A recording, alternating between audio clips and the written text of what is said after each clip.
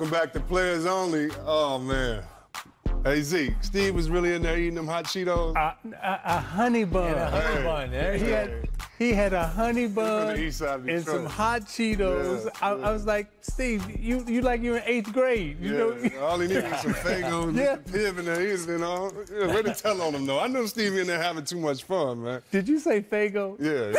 Honey bun, hot chips, and Fago. That's what I grew up on, man. Steve over there. Grape or orange?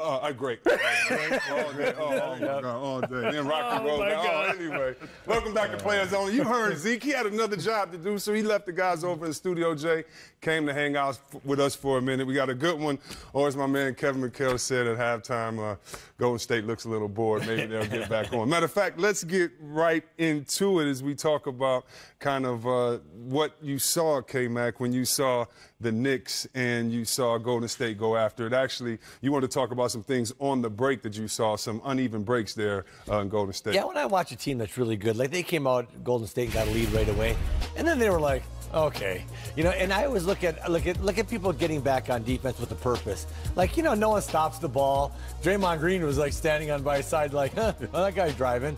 And then, again, you got to get back on defense. There's a turnover. Look at, there's one Warrior in the bottom. There are two more guys come jogging in.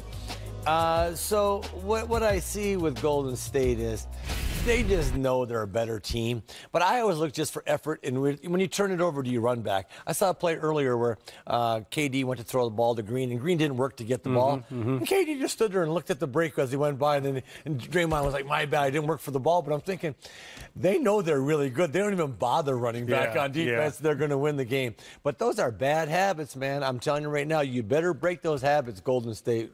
I'm looking right at you before next April because good teams are going to put it on you if you don't give great effort all the time. And you would know, you've had that target on your back many years when you were winning championships and teams. Their biggest games of the year was against you on a cold night in December, on a boring night in June or January, or a boring night in January. And Zeke, when you looking at the other half of the Warriors, kind of the consistent part, I would suspect would be the Splash Brothers, not just because of their shooting, but maybe because how they move around, the spacing that they cause. What have you seen tonight with the Splash Brothers? Well, as you said, they're shooting and also the way they move around and their ability to get open shots. So when you watch them play, they wait on the screen, come off the screen, and they set good screens for each other and find each other.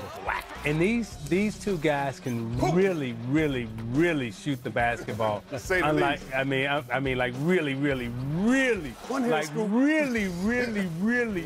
I mean, they can really, really, really shoot the basketball. Yes, they can. And shooting covers a multitude of sins. Now, to get serious for a minute, what Mikhail was talking about is their lack of concentration and their deficiencies in terms of defense and turning the ball over. Right now, they're getting by because they can shoot the ball so well.